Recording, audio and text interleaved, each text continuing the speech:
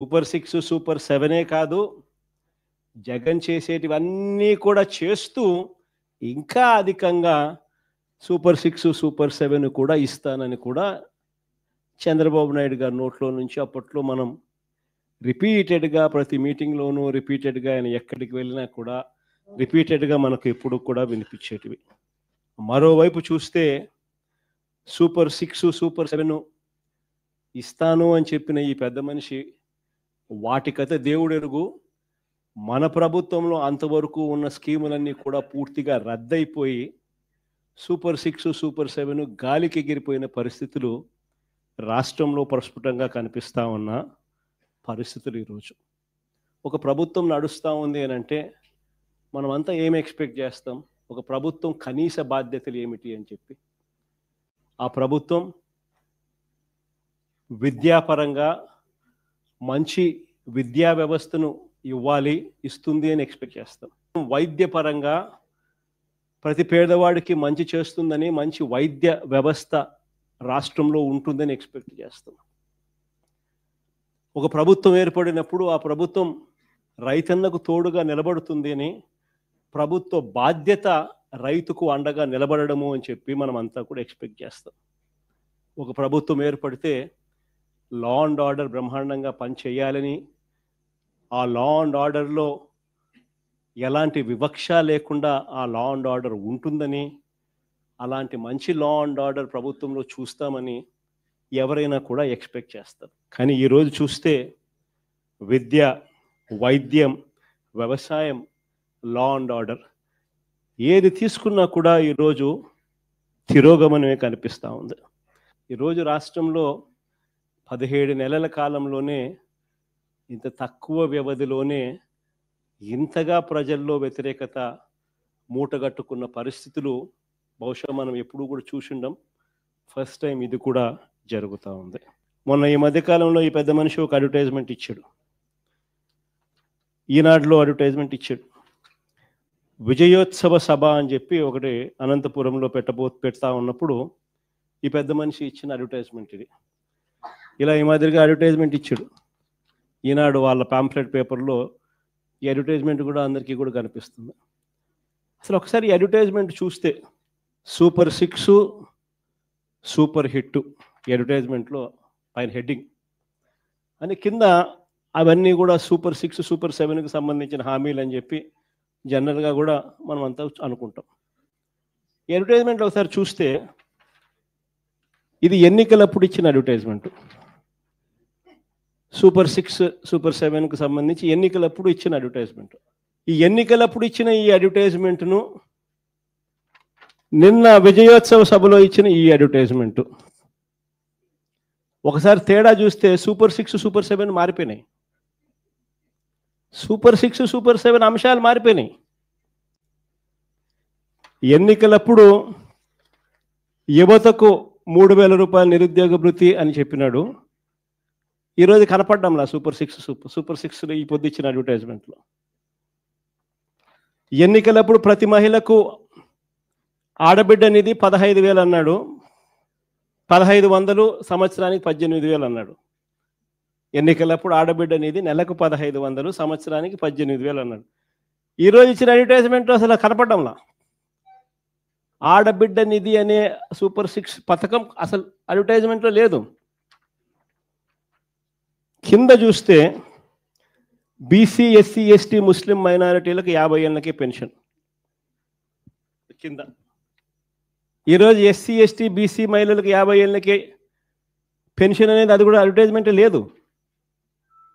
అంటే ఏకంగా ఏ స్థాయిలో వీళ్ళు మోసాలు ఉన్నాయి అని చెప్పడానికి ఇదొక నిదర్శనం.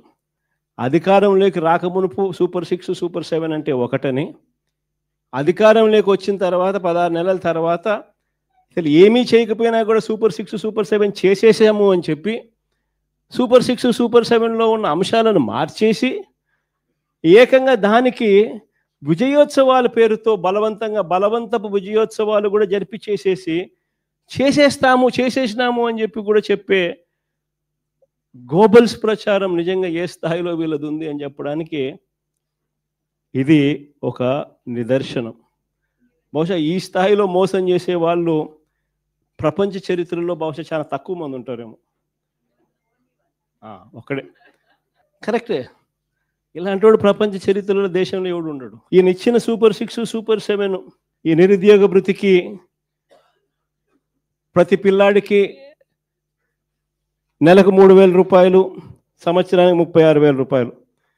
ఈ మాదిరిగా బాండ్లు ఇచ్చినారు, ప్రతి ఇంటికి బాండ్లు పంపించినారు. జూన్ 2024 నుంచి ఈ మొత్తం మీ అకౌంట్లో జమ చేయబడుతుంది అని చెప్పి చెప్తారు. ఇంకో బాండ్లు చూస్తే ఇది రాసిచ్చేస్తారు. ఈ మాదిరిగా పవన్ కళ్యాణ్, చంద్రబాబు నాయుడు ఇద్దరు ఫోటోలు పెట్టి ప్రతి ఇంటికి కూడా ఇది పంపించినారు. దీంట్లో ఇద్దరు ఉన్న చోట ఇద్దరు కలిసి ప్రమాణం చేస్తారన్నట్టుగా పెట్టడం. ఈ మోసాలు ఏ స్థాయిలో ఉన్నాయి అంటే సూపర్ 6లో, సూపర్ 7లో చెప్పినటివి ఏవి కూడా అమలు కాకపోగా, కొన్నింటిలో ఏదైతే కొద్దో గొప్ప అమలు చేశారో అవి కూడా అందరికీ ఇవ్వకుండా కొందరికి మాత్రమే ఇచ్చే పరిస్థితిలో మరికొన్ని. ఈ పెద్ద మనిషి హయాంలో అన్ని రకాలుగా వ్యవస్థలన్నీ కూడా నీరు గారిపోయిన పరిస్థితులు కనిపిస్తా ఉన్నాయి. రైతులు ఈరోజు ఉన్న పరిస్థితి ఎంతటి దారుణంగా ఉన్నారు. రైతుల పరిస్థితి అంటే ఏ పంటకు రైతన్నలకు గిట్టుబాటు ధర రాని పరిస్థితి. యూరియా కోసం రైతులు ఏకంగా క్యూ లైన్లో నిలబడతా ఉన్న పరిస్థితి, అయినా యూరియా దొరకని పరిస్థితి. ఏ రైతన్నకు ఏ పంటకు గిట్టుబాటు ధర రాని పరిస్థితి. రైతన్నలకు ఉచిత పంటల బీమా పథకం గాలికి ఎగిరిపోయింది. కనీసం ఇన్సూరెన్స్ లాస్ట్ ఇయర్కి సంబంధించిన ఇన్సూరెన్స్ డబ్బులు కూడా ఈ పెద్ద మనిషి ఇన్సూరెన్స్ డబ్బులు కట్టకపోవడంతో రాని పరిస్థితి. నేను అడుగుతా ఉన్నా, ఒక్కసారి మనం ఉన్నప్పుడు ఏ రోజన్నా కానీ ఆ 5 సంవత్సరాల కాలంలో ఏ రోజైనా ఇలాంటి పరిస్థితులు ఎప్పుడైనా రైతు చూసినాడా అని?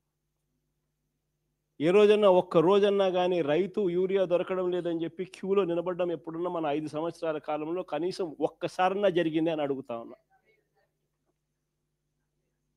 ఆశ్చర్యం కలిగించే విషయాలు ఇవన్నీ కూడా.